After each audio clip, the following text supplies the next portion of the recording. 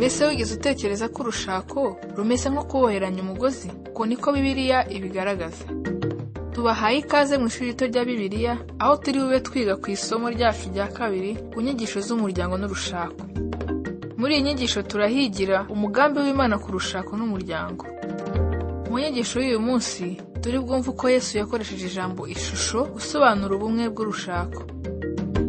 Umwigisha wacu arakomeza dusobanurira ibintu 7 bigize urushako. Ishusho ikoreshwa ni uko abantu babiri bahinduka umwe cyangwa babiri bagasezerana ku bumwe. Urushako ni igitekerezo cy'Imana, kandi muri izi nyigisho turi bwige umugambi kurushaho. Icyo tugusabira ni uko izi nyigisho zagufasha kandi zikaguha umugisha ku rushako rwawe. Ngaho rero nitwakira umwigisha wacu. Nanone ndagira ngo dutangirane na Yesu. Muri buri somo ryose tugomba kujya duhera kuri Yesu. Mu cyigisho cyacu giherutse, Yesu yatubwiye guhera kuri Mose, nuko natwe dusubira inyuma mu bihe bya Mose dukora ibyo Yesu yatubwiye. Nanone ndagira ngo tugaruke kuri Yesu, aho tumubona agaruka ku byo Mose yavuze. Aho rero tubona isezerano rya kera n'irishya bihura ku nyigisho y'urushako n'umuryango. Dore ijambo rikwiye rya Yesu avuga ku ijambo rya Mose ku nyigisho y'urushako. Nuko tugeze ku isoko nyayo y'ukuri ubwo tugeze kuri ibi byanditswe. Muri Matayo igice cya 19 uhereye ku murongo wa 3 ukagera ku murongo wa 15 haravuga hati: Abafarisayo baza hari baramugerageza, baramubaza bati: Mbese amategeko yemera ko umuntu asenda umugore we amuhora ikintu cyose? Nawe arabasubiza ati: Mwari mwasoma yuko iyaremye mbere yaremye umugabo n'umugore, ikababwira iti: Nicyo gituma umuntu azasiga se na nyina akabana n'umugore w'akaramata, bombi bakaba umubiri umwe. Bituma batakiri babiri, ahubwo babaye umubiri umwe. Nuko icyo Imana yateranyije hamwe umuntu ntakagitandukanye. Baramubaza bati: Niba ari uko, niki cyatumye Mose ategeka ko umugabo aho umugore urwandiko rwo kumusenda abona uko yamwirukana? Arabasubiza ati: Mose yabemereye gusenda abagore banyu kuko imitima yanyu inangiye. Ariko uhereye mbere hose ntibyari bimeze bityo. Ariko ndababwira yuko umuntu wese usenda umugore we atamuhora gusambana akarongora undi azaba asambanye. Abigishwa be baramubwira bati: Ibyo umugabo n'umugore we niba bigenda bityo, noneho kurongora si byiza. Nawe arababwira ati: Abantu bose ntibabasha kwemera iryo jambo kiretse ababihawe. Kuko hariho ibiremba byavutse bityo mu nda z'abanyina, hariho n'inkone zakonwe n'abantu, hariho n'inkone zikona ubwazo kubw'ubwami bwo mu ijuru. Ubasha kubyemera abyemere. Maze bamuzanira abana bato ngo abarambikeho ibiganza abasabire. Abigishwa barabacyaha, ariko Yesu arababwira ati: Mureke abana bato ntimubabuze kunsanga, kuko abameze batyo ubwami bwo mu ijuru ari ubwabo. Amaze kubarambikaho ibiganza avayo. Muri aya magambo tubonamo ibitekerezo 4 bivuga ku cyo twise itegeko ry'urushako n'umuryango. Icya mbere ni uko urushako ari umubano mwiza uri hagati y'umugabo n'umugore. Urushako ni uko Imana yaruremye kuba, kandi niko yaruremye. Icyo Yesu avuga aha ni uyu mugabo n'uyu mugore, kuba Imana yarabaremye ari igitsina gabo n'igitsina gore, yabikoreye kugira ngo azabahurize mu mubano twakwita mu ijambo rimwe ubumwe. Uyu mubano nicyo ugamije. Kandi Yesu yavuze ko ababiri baba umubiri umwe, bivuze ko bahuzwa n'Imana kugira ngo babe umwe. Uyu mubano bano bantu bombi bafitanye nuko mbere ya byose ari mwiza. Muri iri jambo ngo ni mwiza hakubiyemo ibintu byinshi.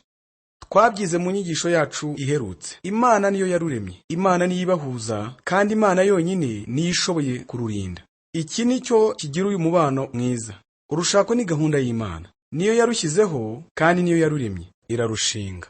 No kubw'ibyo ni rwiza kuko ari igitekerezo cy'Imana. Imana niyo yabahuje, kandi mu buryo bwo kubishyira mu ngiro twavuga ko urushako rwacu n'urushako rwakorewe imbere y'Imana, kuko Imana yaruremye iraruduha nk'uko ijambo ryayo rivuga.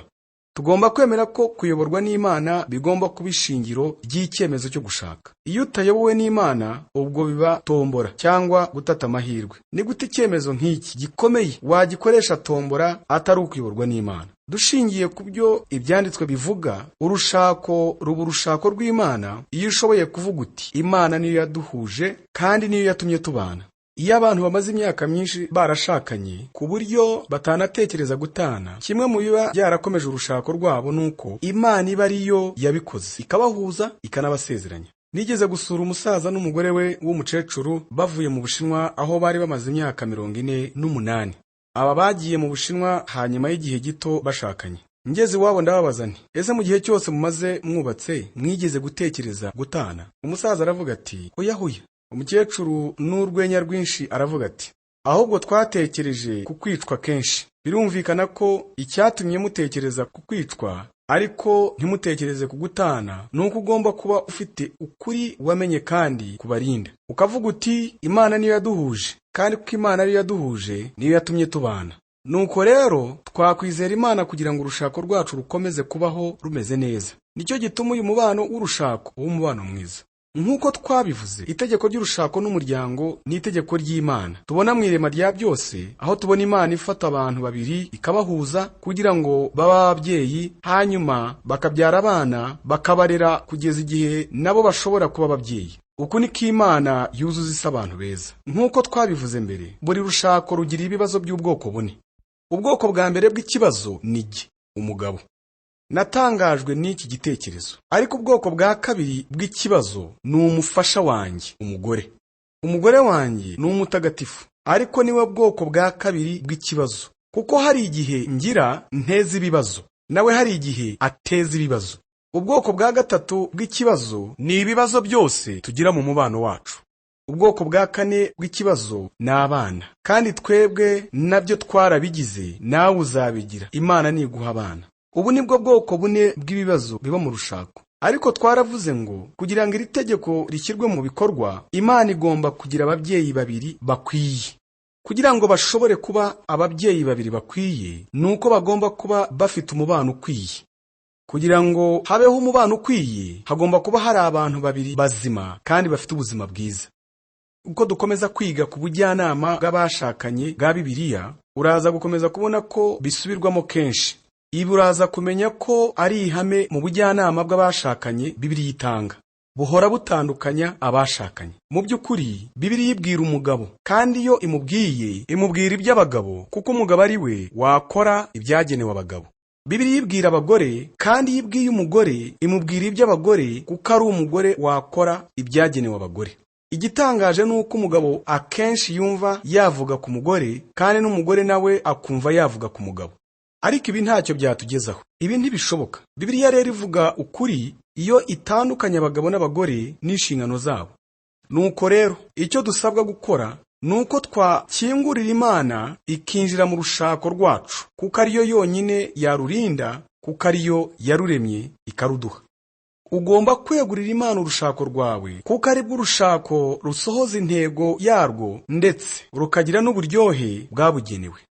Buri muntu wese agomba kuba mu rushako afite imitekerereze ibiri. Mbere na mbere, buri wese agomba kumenya ko afite inshingano n'umusanzu agomba gutanga mu rushako rwe. Hari ibyo dushinzwe. Tugomba gusobanukirwa umusanzu tugomba gutanga mu rushako rwacu, kandi tugashishikarira kumenya ko twawutanze cyangwa se tutawutanze. Ku rundi ruhande ariko rutari rwiza, tugomba no kwemera ikibazo kiba cyatewe natwe. Twanabonye ko urushako ari itegeko ry'ubuzima Imana ikoresha hano mu isi, atari ukugira ngo yuzuze isi abantu beza gusa, ahubwo inakoresha abo bantu beza. Nuko rero duhereye ku byo Zaburi 128 ivuga, tubona ko Imana ishaka umugabo yakwita umunyamahirwe cyangwa umunyamugisha, ikamugira umugabo w'umugore ndetse n'umubyeyi. Imana itanga umugisha iwunyujije mu mubyeyi gabo n'umubyeyi gore n'abana, bagahindura icyitwa Siyoni mu isezerano rya kera twita itorero ry'Imana mu isezerano rishya. Kandi Imana ihindura isi ibinyujije muri iyi miryango. Iyo ihuye ikaba umuryango umwe mugari w'umwuka, ibyo bigatuma umujyi wose uhabwa umugisha, ndetse n'igihugu cyose kigahabwa umugisha. Bitewe n'izi mpamvu zose, ubona ko urushako ari umubano mwiza. Ubu dushatse twavuga tuti, dushingiye kuri iyi nyigisho ya Yesu nawe watiye ku byo Mose yavuze kugira ngo asobanure neza iby'urushako. Urushako ni umubano ukenewe kandi ugomba guhoraho. Ese kuki urushako rugomba guhoraho? Igisubizo kiri mu magambo abiri: uburenganzira bw'abana. Dore dufite urugero rusobanura neza iby'urushako n'umuryango muri Zaburi 127. Ni umuheto n'umwambi.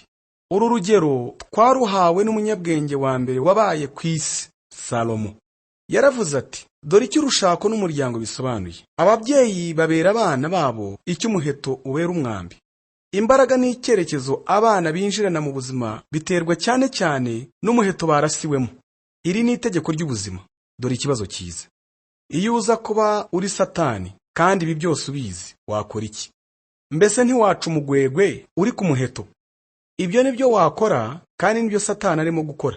Arimo guca umugwegwe wo kuri uwo muheto. Aramutse ashoboye kuvunira itegeko ry'urushako n'umuryango, kandi ubu akaba ari bwo buryo Imana yuzuza isi abantu beza, bukaba ari nabwo buryo Imana ikora mu isi. Hanyuma uramutse uri Satani, icyo wakora ni uko waca umugwegwe wo kuri uwo muheto, kandi Satani nibyo arimo gukora. Iyi rero niyo mpamvu yatumye Yesu avuga akomeje muri Matayo 19, ubwo yavuze ko urushako ari umubano uhoraho. Nujya ujya kwiga inyigisho y'urushako ndetse n'izindi nyigisho zose, ntukajye wibaza iki kibazo cyonyine: mbese ndakuramo iyihe nyungu? Ujye wibaza n'iki kibazo uti: mbese Imana irakuramo iyihe nyungu? Iyo dutoje abana gusoma Bibiliya, tubatoza gukora ibintu bitatu, ari byo: witegereze, usobanure, hanyuma ushyire mu ngiro. Yenda wigeze kumvira ijambo ngo iyo witegereza urabaza uti iki cyanditswe kivuze iki? Hanyuma waba usobanura cyangwa ushaka ubusobanuro bw'icyanditswe ukabaza uti ese iki cyanditswe gisobanuye iki? Hanyuma waba ushyira mu ngiro ukabaza uti ese iki cyanditswe kinyigisha iki? Ubu ni uburyo bwiza cyane bwo kwiga Bibiliya. Ariko hari ikindi kibazo tugomba kujya tubaza igihe twiga cyangwa dusoma Bibiliya. Dore icyo ari cyo: ese iki cyanditswe gisobanuye iki ku Mana? Iki kibazo kiba ingenzi cyane ho iyo usoma Bibiliya wiga ku rushako n'umuryango, ukabaza uti ese kivuze iki? Ese gisobanuye iki? Ese kinyigisha iki? Na ese gisobanuye iki ku Mana? Iyo bigeze ku rushako ho, twanakwibaza tuti ese iki cyanditswe kibwiye iki abana? Itegeko ry'ubugingo nk'uko twita urushako n'umuryango ni kimwe mu bintu bikomeye cyane byabaye kuri iyi si, kuko rirema urugo ruha umwana imyaka 20 yo kurerwa mbere y'uko yinjira mu isi wenyine ngo abeho ubuzima bwe bwihariye. Mbega byiza! Abana bose barabikenera. Hari nubwo yageze imyaka 40 ataritegura neza, ariko byo baba bakeneye byibuze imyaka 20 yo kurerwa no gutegurirwa ubuzima. Ubuzima ni bwiza ariko buragoye. Ariko iyo uciye umugwegwe w'uyu muheto, abana barabibura, ntibabona kurerwa no gutegurwa. Iki ni kimwe mu bibazo bikomeye cyane abana bafite muri iki gihe. Umusaza w'imyaka 70 w'umujyanama umaze imyaka myinshi agira inama ingimbi n'abangavu yaravuze ati: ku nshuro ya mbere mu myaka myinshi maze ngira inama abantu, ikibazo gikomeye ndimo guhura nacyo, ikibazo gikomeye cyane ndimo kubazwa n'aba bakobwa n'abahungu ni gute nagumana n'inshuti zanjye tudatandukanye? Ni gute nafasha ababyeyi banjye kugira ngo bakomeze kubana badatandukana? Ese uku siko kuri ariko kubabaje kukuntu ibintu birimo kugenda muri iyi minsi? Iyi niyo mpamvu yatumye Yesu avuga ko uyu mubano ugomba guhoraho. Abana bawe bazabaho neza bitewe nuko urushako rwawe rubayeho neza. Niba ushaka uburyo abana bawe bababaye cyangwa batinye cyane, uzagira ureba ku maso igihe wowe n'uwo mwashakanye murimo kurwana cyangwa no gutongana cyane. Ujye ubitekereza urebe. Ariko nimuramuka mugiranye ikibazo bikaba ngombwa ko mutongana cyane, mujye mubikorera kure y'abana ku buryo batabimenya. Abana nabo hari ukuntu bamenye ko mutameze neza. Nabo muri bo baba bavuga bati: umutekano wanjye ushingiye ku mutekano w'urushako rwa data na mama, ariko ndabona bitameze neza muri iyi minsi, nanjye ndumva mbuze amahoro.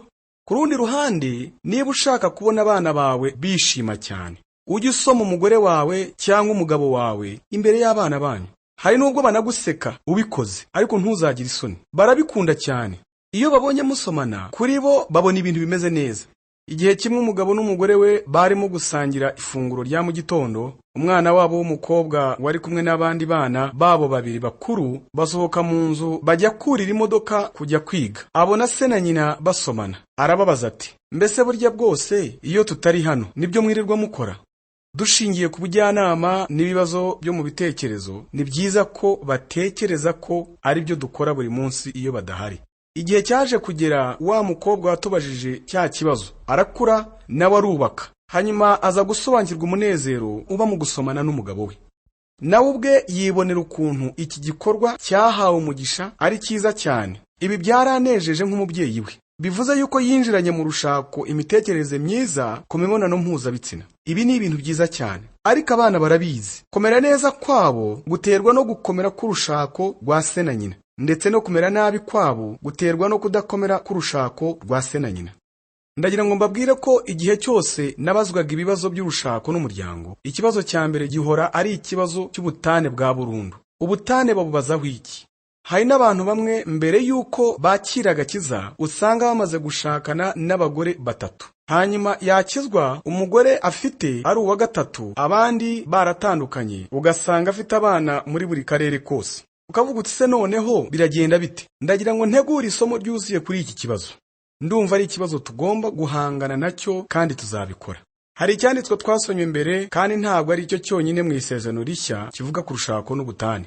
Yesu yahoraga atanga itegeko ry'Imana arinyujije mu muyoboro w'urukundo mbere y'uko arishyira mu ngiro mu buzima bw'abantu. Itandukaniro ryari hagati ye n'abanyedini bo muri icyo gihe nuko atigeze atakaza kumenya itegeko ry'Imana ryose ryaturutse mu mutima w'urukundo Imana igirira abantu. Intego y'itegeko ry'Imana ryose mu byanditswe ni ukugaragaza urukundo Imana igirira abantu. Imana yifuza ko twarugira ari rwinshi, niyo mpamvu yaduhaye ibyanditswe.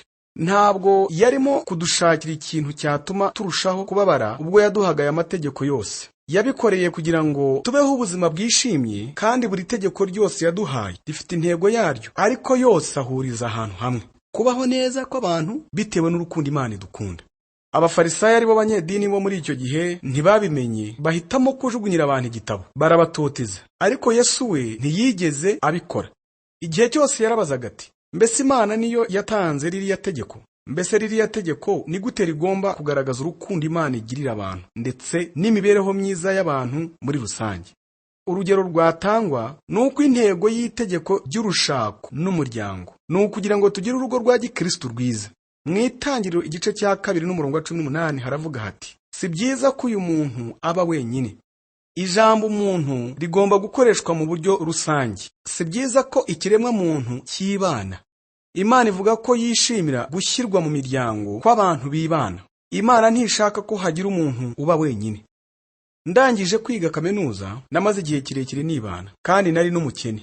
Nari mbayeho ubuzima bwa jyenyine, numva nigunze cyane. Na Yakobo mu Itangiriro 32 na 33, igihe yavaga iwabo yerekeza kwa nyirarume Labani, yari wenyine. Ariko nyuma y'imyaka 20 igihe yagarukaga, yambutse umugezi ataha, yari yarambutse wenyine avayo. Ariko noneho yawambutse afite abagore n'abana n'amatungo. Mu minsi yashize twagize umuhuro w'umuryango wacu wose. Mbabwije ukuri, kuvaho namenyaniye n'umugore wanjye, sinongeye kwibana no kwigunga. Ndibuka bwari ubwa mbere njya mu rusengero rwabo, aho nasanze arimo kuririmba muri korari. Mbona ari umukobwa mwiza cyane, mwiza wuzuye uburanga bwinshi, yasaga na marayika. Hanyuma ijwi rirambwira riti, urasubijwe, ubonye umugeni. Nari maze igihe kirekire cyane ndambagiza abakobwa batandukanye, ariko uyu mugoroba mbona umukobwa, ntangira gushaka uburyo twabonana. Nuko tuza guhura, hanyuma nza no kumusaba ko yambera umufasha. Ariko mbabwije ukuri, kuva ku munsi wa mbere duhura, sinari nongera kwigunga. Ibyo rero ni by'Imana ishaka, kandi bishakira twese, si jye jyenyine. Ibishakira buri muntu wese. Ntekereza ko atari byiza ko dufata itegeko ryashyiriweho kuzanira abantu batuye mu rugo ibyishimo, tukarikoresha ahubwo kubabuza ibyishimo. Iki nicyo nshaka kubaganiriza nitugira umwanya uhagije wo kwiga iri somo ryose. Nuko rero uhereye ku byo Yesu yavuze, urushako ni umubano mwiza cyane. Ni umubano ukenewe cyane kandi mwiza, ariko ni umubano udasanzwe. Dore iki nicyo Yesu yavugaga: umubano uba hagati y'umugabo n'umugore ni uw'umwihariko mu buryo bubiri. Nicyo gituma umuntu azasiga se na nyina. Urushako rwigizayo ababyeyi. Ibi ntibisobanuye ko mutabana neza, bisobanuye ko utandukana nabo, ntimwongere kubana ukundi. Niba warashatse, so ntaba akiri umutwe wawe, ntabwo aba akiri umuyobozi wawe wo mu mwuka. Ahubwo umugabo wawe ni uba warabaye umutwe wawe n'umuyobozi wawe wo mu mwuka. Iyo umukobwa yashatse, birahinduka. Hari umuntu wavuze ko impamvu ya mbere ituma bashakanye batana ni umuryango. Nanjye ndabyemera ko bishoboka ko imiryango ishobora guteza ibibazo mu bashakanye, kuko baba badasobanukiwe uko kwiyemeza no kumaramaza kwabayeho. Akaba ariyo mpamvu umugabo asiga se na nyina akabana n'umugore we akaramata. Asiga abo bandi bose yabanaga nabo. Undi mwihariko ni, hanyuma yo gutandukana n'abandi bose, uzirinda ube uwe wenyine igihe cyose mukiri ku isi. Yesu yavuze ko urushako ari isezerano umugabo agirana n'umugore. Urushako rushingiye ku gutandukana bafite. Igihe cyose itandukaniro rititondewe, urushako ruhita ruhinduka rukangirika. Ntibikabe, ariko bijya bibaho. Imana yaremye umubano w'urushako ku buryo nta muntu n'umwe wazigera rubamo atamaramaje. Imana ntiguhatira kubikora, si ngombwa kubikora. Uramutse ubonye ko umuntu mugiye kubakana atamaramaje kuba muri uyu mubano wonyine, icyo gihe amasezerano wayasesa cyangwa ntiwemere gusezerana nawe, kuko uyu mubano ushingiye ku kumaramaza, niko Yesu yavuze. Ntabwo nzibagirwa umugabo waje kundeba ari ku wa gatanu. Yakoraga muri hoteli yari hafi y'ikiyaga Kigali, aho nari umushumba w'itorero. Uwo mugabo yari yarahuye n'umukobwa mu gihe cy'icyanda, aramukunda cyane. Icyanda kirangiye asubira ku ishuri kuko yari umunyeshuri. Ariko uko yabishoboraga, uwo mukobwa yazaga kumusura. Ariko haza kubaho igihe yamuhamagaye, aramubwira ati, ntabwo nzongera kuza kugusura. Uwo mugabo aza mu biro byanjye, aricara maze ararira. Yari yakomeretse cyane, maze arambwira ati, umubano bene nk'uyu, aho umuntu aba afitiye undi ibyiyumviro byinshi kandi yamukunze cyane, hagomba kubaho uburinzi. Imana ntiyagambiriye ko wagirira ibyiyumviro umuntu cyangwa umubano udatekanye, aho usanga urangiriye ku kandiko umuntu akwandikira akagacisha munsi y'urugi cyangwa akabikwibwirira kuri telefone, cyangwa ntagire n'icyo akubwira kandi ibintu byararangiye. Imana ntigeze ishaka kubaho udatekanye mu mubano ukunda cyane bigezaho. Niyo mpamvu uyu mubano ushingiye ku kwiyemeza no kumaramaza. Icyo nifuza ko mumenya muri ibi byose, uhereye ku magambo yanditswe na Mose, Yesu yavuze, urushako ni umubano aho abawugize bose bawisangamo. Imana irema itegeko ryo guhuza ibitsina kw'inyamaswa yabitandukanyije n'umubano abantu bagira iyo bakoze imibonano mpuzabitsina. Inyamaswa zihuza ibitsina bikarangiriraho. Ariko mu rushako, Imana yavuze ko urushako rugomba kumera nk'uko Salomo yarusobanuye. Salomo yari umunyabwenge cyane, afite inshoreke 300 n'abagore 700. Bigaragaza ko yari afite inararibonye rihagije. Ariko uhereye kuri ibyo, abantu benshi bumva yuko yatubwiraga ibyo yabonye ku rushako ubwo yavugaga mu Mubwiriza igice cya 4 n'umurongo wa 12 ati, umuntu naho yanesha umwe, ababiri bo bamunanira, kandi umugozi w'inyabutatu ntucika vuba. Umugozi w'inyabutatu ntucika vuba kuko imigwegwe iba iboheranyijwe, kandi batekereza ko Salomo yavugaga urushako ubwo yavugaga aya magambo. Twashyira mu ngira aya magambo muri ubu buryo. Igihe Imana yaremaga uyu mubano mwiza, uhoraho, udasanzwe, kandi abawugize bose bisangamo, uba hagati y'umugabo n'umugore, yashakaga ko baba umwe mu mwuka, umwe mu bitekerezo, kandi bagaragarisha ubwo bumwe bwabo bukomeye umubano wo mu mubiri. Mu yandi magambo, Imana yabaremeye kugira ngo bajye bavugana, ariko banarenzeho, bajye basabana. Imyuka yabo igomba gusabana. Hanyuma bagaragaze kuvugana kwabo no gusabana kwabo babinyujije mu kubana kwabo. Uburyo bukomeye cyane bwo kuvugana kw'abashakanye mu isi ni imibonano mpuzabitsina. Uko niko Imana yabiremye. Yagennye ko igikorwa cy'imibonano mpuzabitsina kigomba kugaragaza ko babaye umwe mu bitekerezo no mu mwuka. Ubu rero nibwo ngeze ku cyigisho cyanjye. Mfite akantu gato kabajwe mu giti. Ni akantu kadasanzwe, kabajwe mu giti n'abakristo bo muri Afurika. Ahantu honyine wasanga kano kantu ni muri Afurika, kandi ni imwe mu nteruro zivuzwe neza maze kubona, ndetse ni imwe mu ngero zikomeye cyane maze kubona zigaragaza icyo Imana yaremeye urushako kuba. Mbyita imigozi 7 ihambiranye urushako. Ukabona umugabo n'umugore baboheranwe n'imigozi itatandukanwa, igaragaza uburyo babaye umwe. Ijambo nyamukuru nanone ni ubumwe. Ariko ni mu buhe buryo bari umwe? Ese yaba ari mu mibonano mpuzabitsina gusa? Oya, hari ibintu byinshi biri muri uyu mubano twita urushako, kandi nanjye ndashyira mu ngiro ibyo Yesu yavuze n'ibyo Salomo yavuze. Mbona urushako rumeze nk'umugozi w'inyaburindwi. Urushako rwaremwe mu buryo butangaje kandi buhambaye, ku buryo ibirugize ari urujya n'uruza. Ibyiza byarwo biva mu mugabo bijya mu mugore, bikava mu mugore bijya mu mugabo. Icya mbere ni uko bagira umugozi ku mitwe yabo, kandi buri wese arawufite. Uwo mwita umugozi w'umwuka, ari nawo shingiro ry'ubumwe bwabo. Umugozi w'inyabutatu twawufata muri ubu buryo. Umugwegwe wo hagati ni Yesu Kristo, umugabo akaba undi mugwegwe, n'umugore akaba undi mugwegwe. Ubwo bubaye umugozi w'inyabutatu na Kristo arimo. nanone bimera nk'ishusho y'imfuruka eshatu, aho Imana iba imfuruka remezo cyangwa yo hagati. Umugabo akaba imfuruka yo mu ruhande rw'ibumoso, umugore akaba imfuruka yo mu ruhande rw'iburyo. Intumwa Pawulo yaravuze mu Bakorinto ba mbere igice cya 7:5 ati: ntimukimane keretse ahari musezeranye igihe, kugira ngo mubone uburyo bwo gusenga kandi mwongere guhura, kugira ngo Satani atabagerageresha iruba ry'imibiri yanyu. Iyi ni inama Pawulo ajya mu byerekeye urushako. Turi busoma Abakorinto ba mbere igice cya 7 kuko aricyo cyiswe igice cyigisha ku rushako muri Bibiliya. Mu mirongo yacyo ya mbere aduhugura ku bigendanye n'imibonano mpuzabitsina mu bashakanye b'Abakristo. Aravuga ati: hari igihe byaba byiza ko muba muretse imibonano mpuzabitsina. Atangira avuga ati: ntimukimane. Ibi bisobanuye ngo ntimukange gukora imibonano mpuzabitsina n'abo mwashakanye nabo. Bivuze ko inzitwazo zose nka umutwe urandya, ndumva ndushye n'ibindi nk'ibyo ntabwo biba muri Bibiliya. Hari impamvu imwe yonyine yatuma abashakanye badakora imibonano mpuzabitsina: gusezerana kugira ngo mubone uburyo bwo gusenga no kwiyiriza, kugira ngo urushako rwanyu rurusheho gukomera. Mbese ibi bivuze iki? Kuri jye bisobanuye ko ubumwe bwo mu mwuka atari gusa ko abashakanye bafatanya gusenga baragumana. Ni byiza cyane gufatanya mu gusenga, ariko ntabwo iki cyanditswe kivuga ko abashakanye bafatanya gusenga nibo bagumana. Iki cyanditswe gisobanuye ko umubano ubamo gukundana cyane ntabwo ari ugukora imibonano mpuzabitsina n'uwo mwashakanye, ahubwo ni umubano wawe n'Imana, kandi uyu mubano ni uwa buri muntu. Uwo mubano ntuwubanamo n'uwo mwashakanye cyangwa ngo muzajye imbere y'intebe y'urubanza rw'Imana mwembi nk'umugabo n'umugore. Uzahagarara imbere y'intebe y'urubanza rw'Imana wenyine. Umubano wawe n'Imana ni uwawe ku giti cyawe. Ikiri jambo risobanuye ni: niba ushaka kugira urushako rukomeye, ugomba kugirana ubusabane n'Imana wowe ku giti cyawe.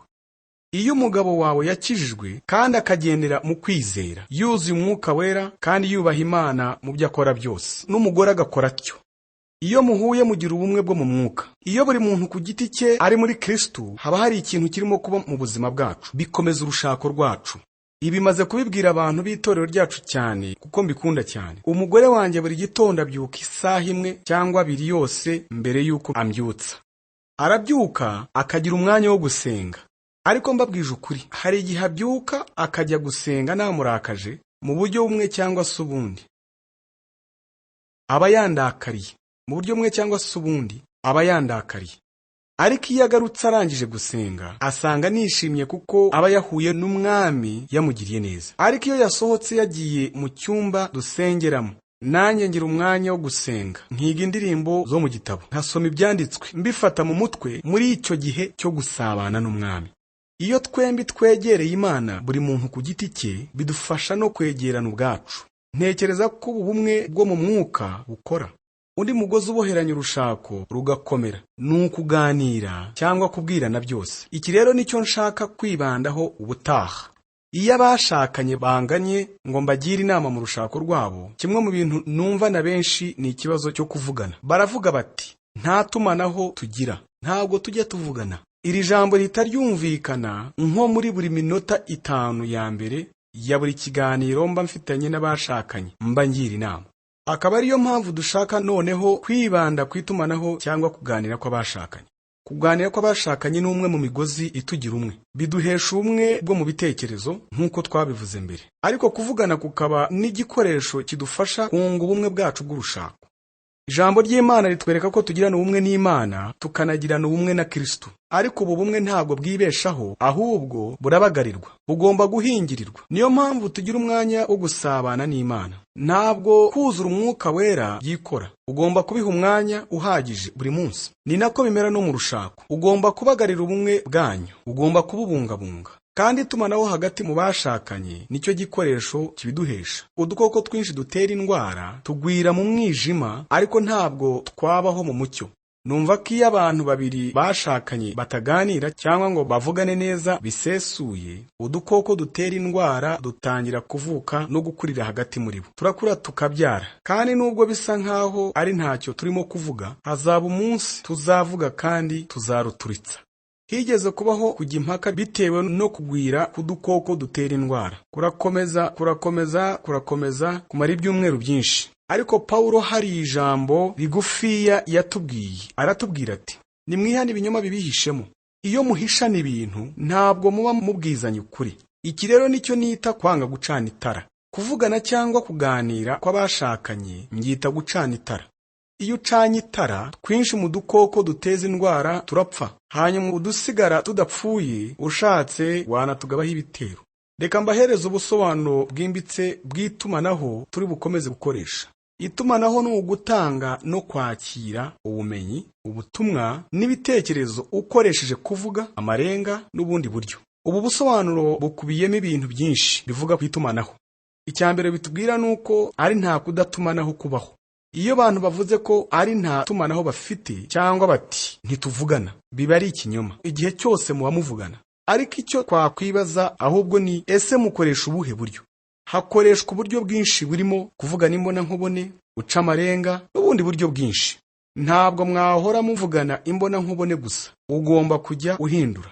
Mu minsi ya mbere nkimara gushaka narwaraga sima iteye ubwoba, kandi nari nuzuyemo uburakari bwinshi. Nari mfite ibibazo byinshi, kandi nararakaraga nkaterera hejuru ibintu. Igihe kimwe nararakaye cyane, nza gukubita igipfunsi akaradiyo ka plastike twagiraga. Narakamenye ku buryo umugore wanjye yavuze ko hari icyo narimo kumubwira, ariko nkakivuga nabi. Ntabwo byari byiza koko, ariko naramusobanuriye cyane bishoboka, mwereka ko ntaho bihuriye nawe. Nari niriwe kuri banki amanywa yose ngerageza kwaka inguzanyo. Umugabo narasanze muri banki uwo munsi yatumye mvuga imigambi yanjye yose nari mfitiye amafaranga, ndetse n'ukuntu ntajya nkoresha neza amafaranga. Mbabwije ukuri, nari narakoresheje nabi amafaranga menshi, ku buryo numvaga nirakariye cyane kuko nari igisonga kibi cyane.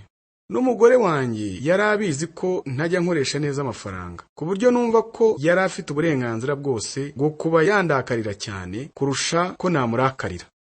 Numvaga icyo yakora icyo ari cyo cyose ntacyo byari bumpindureho. Nari nafashe umwanzuro wo gushwanyaguza ako karadiyo kuko numvaga nigaye cyane.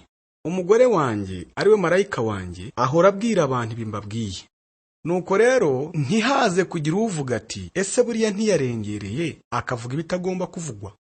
Umwe mu bakobwa bacu yagarutse mu rugo avuye ku ishuri aho yigaga, azana n'umukobwa nawe se yari umuvugabutumwa. Uwo mukobwa yarakubaganaga cyane ku buryo hari n'igihe yatahaga saa 11 za mu gitondo. Ibi byari ibintu bibi cyane cyane ku bandi bana. Bukeye umugore wanjye aza kunsaba ko uwo mukobwa mwirukana akagenda.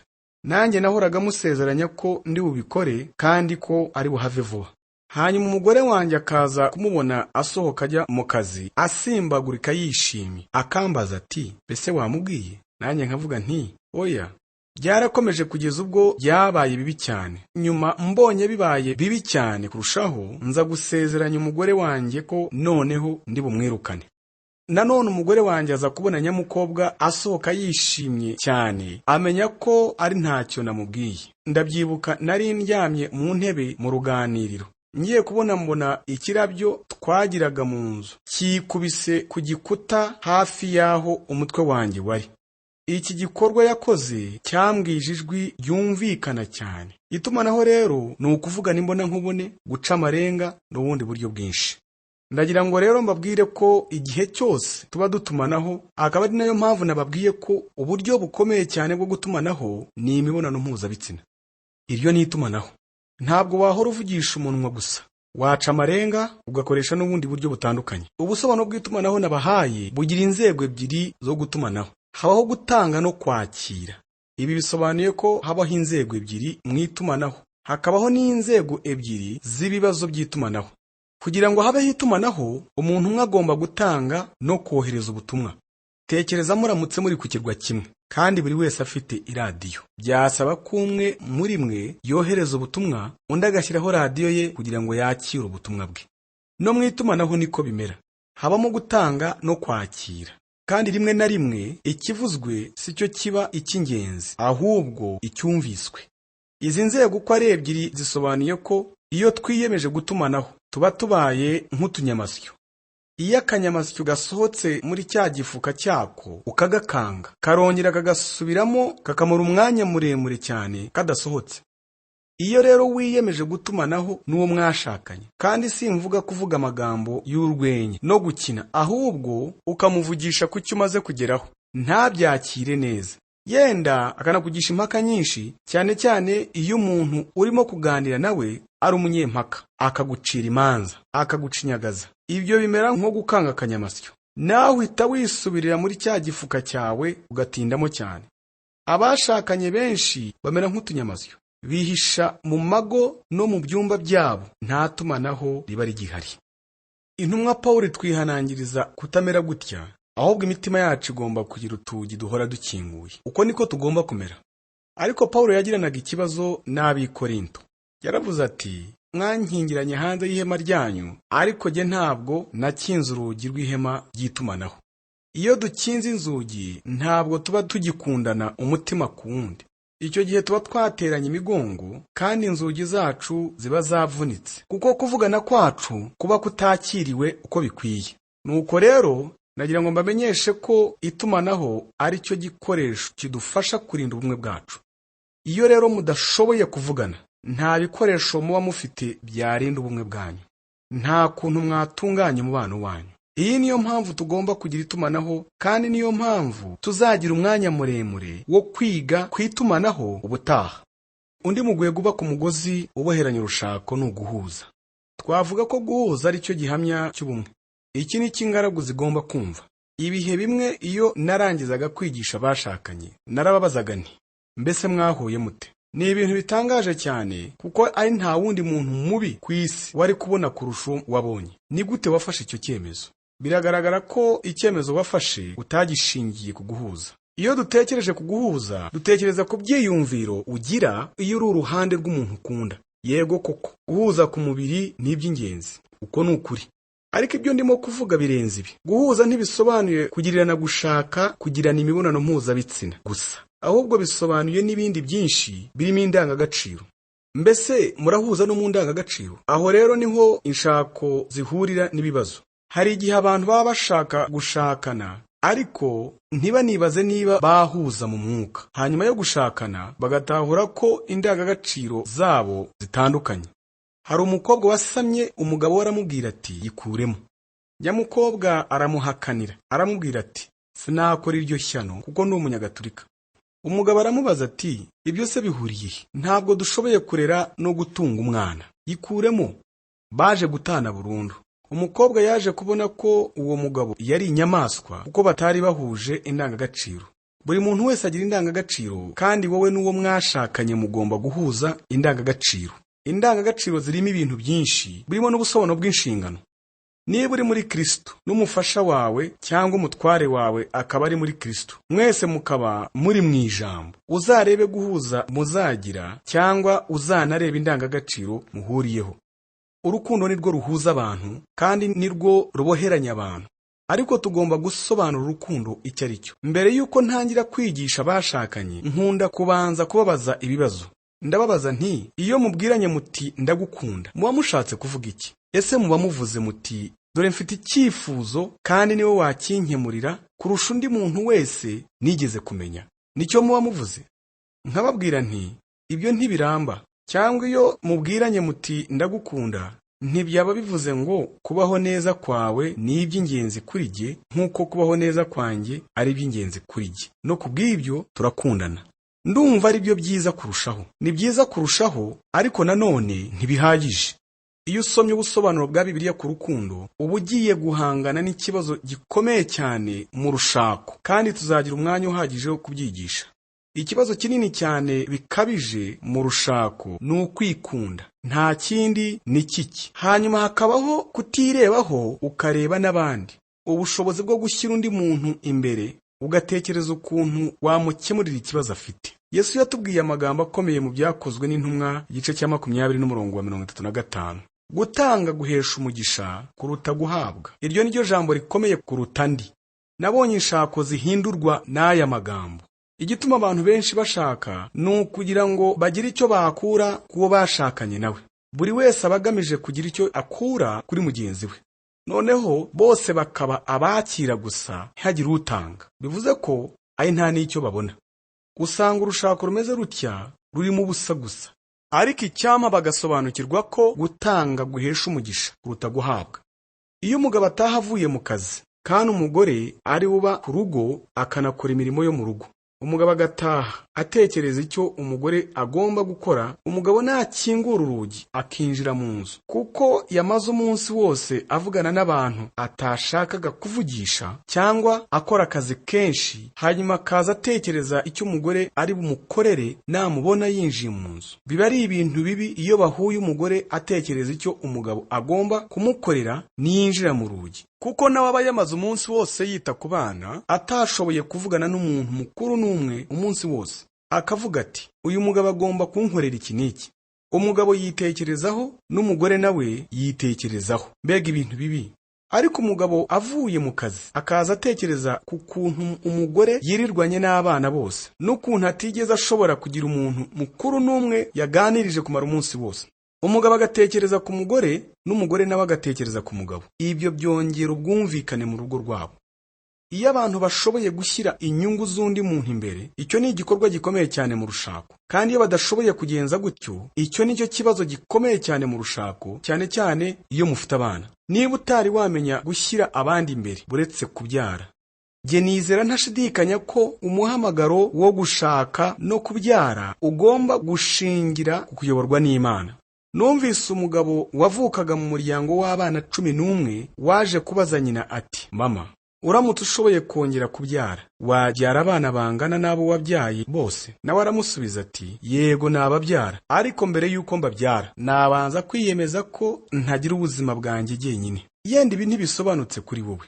Uyu mugore nta buzima bwe wenyine yarabayeho, ariko ndagira ngo ngire icyo mbabwira. Uyu mugore yari yishimye, yamaze imyaka myinshi mu rushako.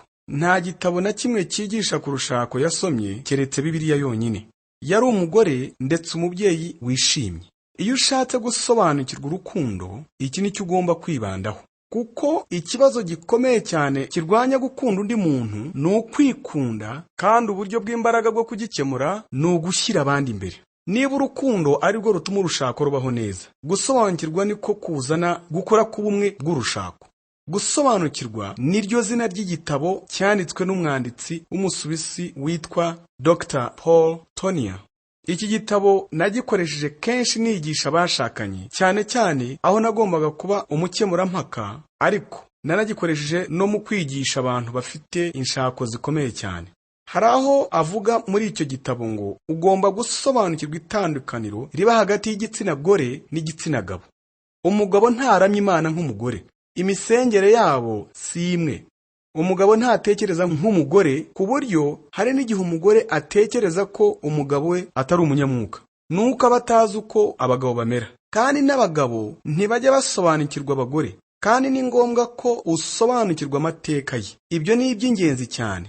Wibuke ko muhura hari aho ukomoka, nawe hari aho akomoka hatandukanye n'ahawe. Ibyo ni ingenzi cyane kubimenya. Ibyahise bigira uruhare rukomeye cyane ku kuntu ibintu bimeze ubu. Nsoza, umugwegwe wa nyuma wuzuza ubumwe mu rushako bwo nita ikigaragaza ibyishimo by'ubumwe ni imibonano mpuzabitsina. Dore icyo imibonano mpuzabitsina yaremewe: kugaragaza umunezero w'ubumwe bw'abashakanye. Ntangazwa n'ukuntu abasore bazi byinshi by'abagore. Birantangaza koko ukuntu abagabo badasobanukiwe abagore, cyane cyane ku byerekeye ku mibonano mpuzabitsina. Hafi buri mugore wese yifuza ko mbere y'uko mutangira gukora imibonano mpuzabitsina, umugabo abanza kumutegura kumara nk'isaha imwe. Ni abagabo bangahe baha abagore babo isaha yose? Ntekereza ko Imana yaremye imibonano mpuzabitsina mu buryo bwafasha umugabo kwiga gukunda bitewe no gutinda kwijutisha umugore. Kugira ngo umugabo yijutishe umugore we igihe barimo gukora imibonano mpuzabitsina, bisaba ko aba mukunda. Umugabo ashoboye kwinezeza cyangwa no kurangiza vuba cyane, ariko bisaba ko atekereza kandi akagambirira kunezeza no kuryoheza umugore we. Umukunzi nyawe atekereza ku kunezeza umukunzi we, ariko ikibabaje nuko abagabo benshi batazi no gutegura abagore babo. Ubujiji bw'abagabo bamwe buratangaje. Hari igihe nasomye igitabo kivuga ku gucura kw'abagore, cyane cyane gucura imburagihe cyangwa mbere y'igihe. Cyari igitabo cy'umuganga w'abana n'abagore. Nyuma yo gusoma icyo gitabo naravuze nti nduwo ndiwe kubw'ubuntu bw'Imana. Ntabwo nishimiye ko ndi umugabo, ariko namenye ukuntu ntarinze abagore bihagije, ndetse n'abagabo benshi ntibazi byinshi ku bagore. Niyo mpamvu kugira ngo mushobore kugira ubuzima buryoshye bw'imibonano mpuzabitsina, mugomba kugira iyi migwegwe yindi yose. Tekereza nawe imibonano mpuzabitsina itari mu rukundo. Ikibabaje nuko habaho imibonano mpuzabitsina myinshi ariko itaba mu rukundo. Tekereza imibonano mpuzabitsina itarimo itumanaho rinoze. Tekereza imibonano mpuzabitsina itarimo kumenya cyangwa gusobanukirwa. Iyi migwegwe yose idahari, imibonano mpuzabitsina yanyu irabiha, kandi mutitonze vuba muzarambirwa muzibukire burundu. Mbabwije ukuri, uko siko Imana yaremeye imibonano mpuzabitsina gukorwa. Mu nyigisho zikurikira tuzibanda kuri buri somo turyige mu buryo burambuye, ariko reka twiyibutse ibyagize iri somo dusoje. Twavuze ko urushako ari umugozi ugizwe n'imigwegwe iboheranyijwe. Twavuze ko urushako rugomba kugira umugozi w'umwuka ari wo shingiro ry'ubumwe. Urushako rugomba kugira itumanaho ryuzuye kandi rinoze, kuko ari ryo gikoresho gitsura ubumwe mu rushako. Urushako rugomba kubamo guhuza, kuko ari ko guhamya ubumwe. Urushako rugomba kuba mu rukundo, kuko ari rwo rutuma ubumwe bw'abashakanye bukomeza kwiyongera. Urushako rugomba kubamo gusobanukirwa cyangwa kumenya, kuko niko gukuza ubumwe bw'abashakanye. Urushako rugomba kubamo imibonano mpuzabitsina, kuko ariyo igaragaza umunezero w'ubumwe bw'abashakanye. Turabashimiye cyane kuko kubana natwe mu nyigisho yacu ya kabiri ku muryango n'urushako. Uyu munsi twize ko urushako ari gahunda y'Imana, kandi tuniga ko Yesu yavuze ko urushako ari umubano uhoraho. Nakunze cyane uburyo umwigisha wacu yavuze ubwo yagiraga ati, kuko Imana ariyo yaduhuje, kandi tukizera ko izarinda umubano wacu cyane no mu bihe bikomeye. Reka twiyibutse n'imigwegwe yavuze. Hari uw'umwuka, uw'itumanaho, uwo guhuza, uw'urukundo, uwo gusobanukirwa na uw'imibonano mpuzabitsina. Ndagira ngo dusoze nsengera urushako rwanyu. Mwami Data wo mu ijuru, turahimbaza izina ryawe kandi turagushimira impano y'urushako na buri muryango wose ukurikiranye izi nyigisho. Turasaba ko wakomeza urukundo bagukunda kandi barusheho kukwizera. Turagusaba ngo uhe umugisha kandi urinde urushako n'umuryango wabo kubw'ubuntu bwawe. Uko bakomeza kugaragaza urukundo rwa Yesu no kubaho ubuzima bwa Yesu buri munsi, turagusaba ko wahindura urugo rwabo umucyo uyobora abandi kuri wowe waremye byose n'urushako rwabo. Tubisabye mu izina rya Yesu. Amen.